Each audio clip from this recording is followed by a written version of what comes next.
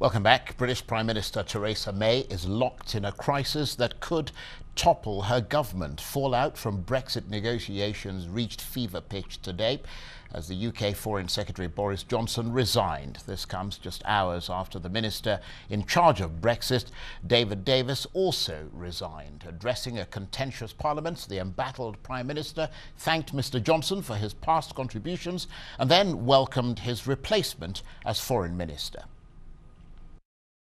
We do not agree about the best way of delivering our shared commitment to honour the result of the referendum, but I want to recognise the work of the former Secretary of State for exiting the European Union, for the work he did to establish a new department and steer through Parliament some of the most important legislation for generations. And similarly to recognise the passion that the former Foreign Secretary demonstrated in promoting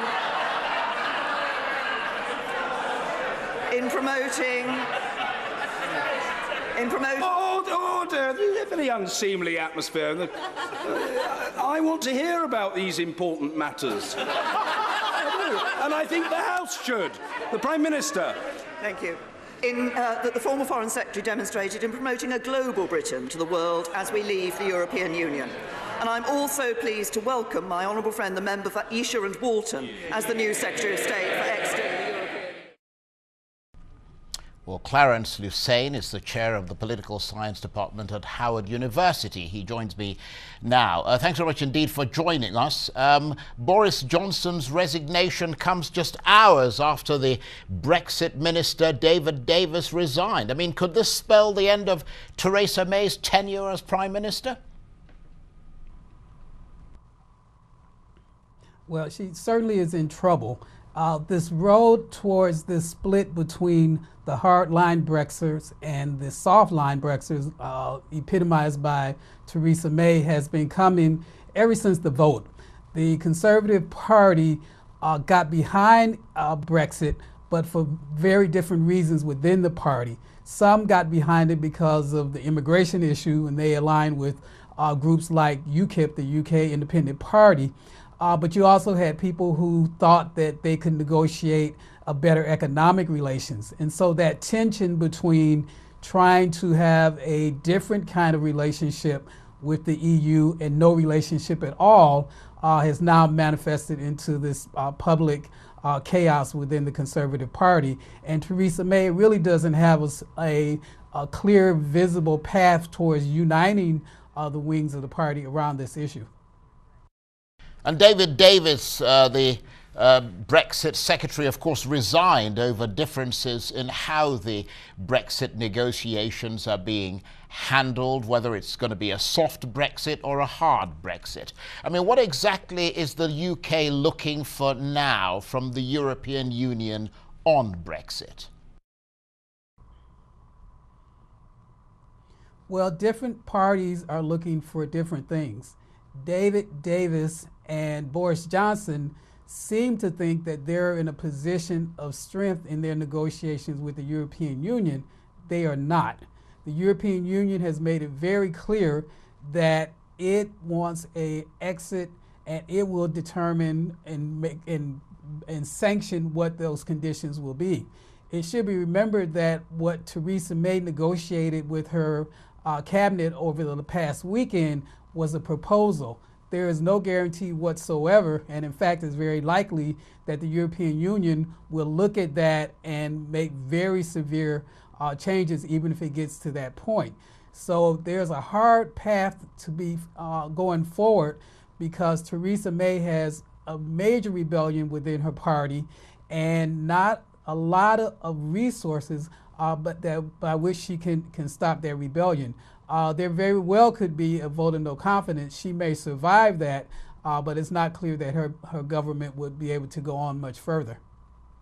And you yourself, of course, worked for the US Labour Department. I mean, based on your experience there, is it rather surprising that the United Kingdom is expecting a list of concessions from the European Union? Well, I lived in London for a number of years, and I worked with the Labour Party, and particularly with Ken Livingstone when he was the mayor of London. And it was pretty clear then that there were tensions between the European Union and parts of the UK government. On the conservative side, there was always European skepticism and a desire for a more nationalist and independent kind of stance. For some on the left, there were reservations about how big a power the European Union was. But in the main, the Labour Party supported being in the EU. Now that manifested itself in the referendum where Jeremy Corbyn, who then had recently become head of the Labour Party, although he supported the Remain, he refused to collaborate with then Prime Minister Cameron in the fight over the vote. And I think that helped to undermine and provided less of an argument for why the UK should remain. Now, since that time, the Labour Party has basically happily stood to the side while the Conservative Party has imploded from the call for a general election that Theresa May called last year that resulted in the Conservative Party losing actually their majority, forcing them into a collaboration in a coalition with a smaller party. The Labour Party has basically been biding their time. And so they're going to sit aside and watch and see how this unfolds. And again, Theresa May does not have a really clear path going forward, and reshuffling the cabinet is not necessarily going to get her there. Well, my apologies there, actually, because I do realize now that you did actually live in the UK and you worked for the Labour Party, and the information I had was the Labour Department. So the natural assumption was that the Labour Department was in America, not the UK. So clearly that gives you front seat analytical capacity there about what's happening in Britain. The European Union, of course, taking a hardline approach in these negotiations. I mean, should the UK government be surprised at the EU's approach, given the future of of course, of the European experiment is at stake? They should not be surprised at all, and it's really kind of stunning that there was such an underestimation of the implications of getting out of the European Union and the degree to which the European Commission, which is the guiding body of the European Union, and European leaders would take a hardline stance. But it's understandable because if they concede too much to the UK or anything at all, then they could very likely have a rash of attempts at exiting the EU, which would essentially collapse the entire project. So they're digging their feet in the sand on this one, and they're sending a message to some of the other countries who have nationalist movements and populist movements that have been very much anti-European Union. The message is that it's all or nothing. Either you're in and you get the benefits as well as the responsibilities, or you're out. And that's what Theresa May has found herself, and in fact, all of the UK has found itself in. And as across the country, as that realization is dawning, and already the economic implications are becoming clear, there's clearly a retreat among the populace. And surveys that have been taken since the referendum clearly show that, and it only passed by 51%.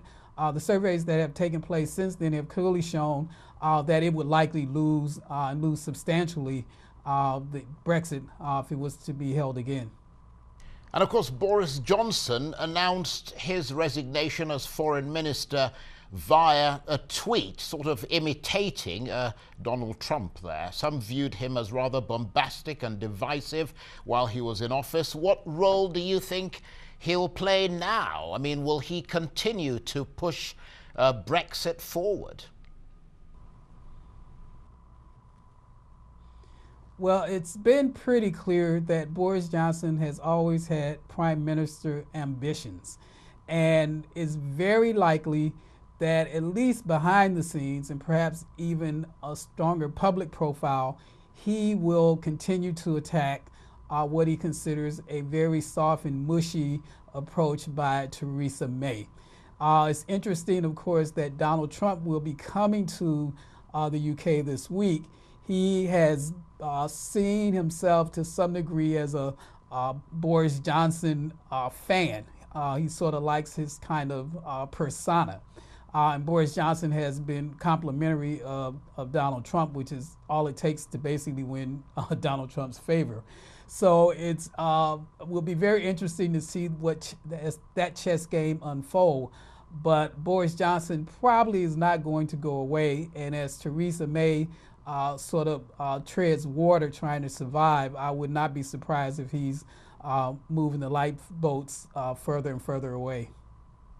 And of course, the other British politician who played a significant role in this whole Brexit movement, certainly from a populist point of view, is Nigel Farage from the UK Independence Party, or UKIP. I mean, he pushed Brexit without a clear plan, and that's part of the problem. What role do you think that sort of populism is playing now in Brexit?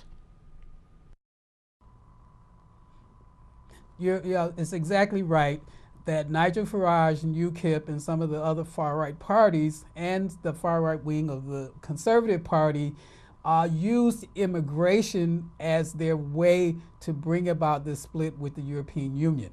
And as a consequence, without thinking through the implications, now the clear consequences are starting to unfold. Nigel Farage, of course, has gotten close to Donald Trump. He was in the United States for the election night, and then he came back for inauguration. And so Donald Trump likes his kind of popularism. He likes Donald Trump's kind of nationalism. So there's an affinity between the two. But Farage seems to have moved more to the margins now for whatever particular reason. And UKIP has had some losses recently. So it doesn't have the kind of force that it had even 2 years ago. But that baton is being picked up by Boris Johnson and some of the other hardline Brexiters. Clarence, thank you very much indeed for that really quite brilliant analysis. Clarence Lusane, of course, the chair of the Political Science Department at Howard University there.